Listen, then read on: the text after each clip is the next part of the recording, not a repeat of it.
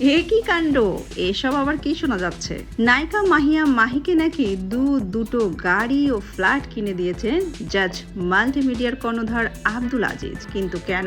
অবশেষে বের হলো থলের বিড়াল। নিজের মুখেই অকপটে স্বীকার করলেন সেই কথা আব্দুল আজিজ। চলুন জেনে আসি বিস্তারিত। জাজ মাল্টিমিডিয়া যেন তেন কোনো প্রতিষ্ঠান না, দেশ ছাড়িয়ে দেশের বাহিরেও বেশ প্রশংসিত এই প্রযোজনা প্রতিষ্ঠান। কর্ণধার আব্দুল আজিজ ঢালিউড ইন্ডাস্ট্রিকে উপহার দিয়েছেন মাহিয়া মাহি ও পূজা চেরির মতো দর্শকপ্রিয় নায়িকা। তবে বেশ কয়েকজন অভিনেত্রীর সঙ্গে তার প্রেমের সম্পর্কের গুঞ্জন আছে।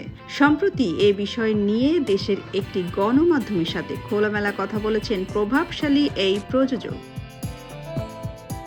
আজিজ এই দিন বেশ কিছু বিষয়ে কথা বলেন।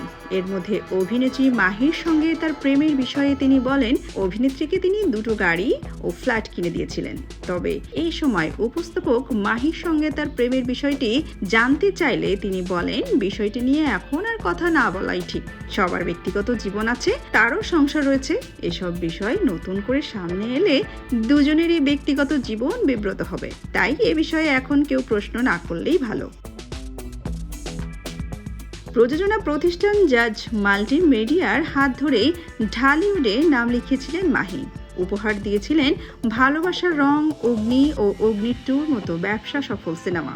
সেই সময় আজিজের সঙ্গে তার সম্পর্কের কথা উঠে আসে গণমাধ্যমের শিরোনামে। তখন কেউ কিছু স্পষ্ট না করলেও অবশেষে জানা গেল মাহির গাড়ি বাড়ির রহস্য।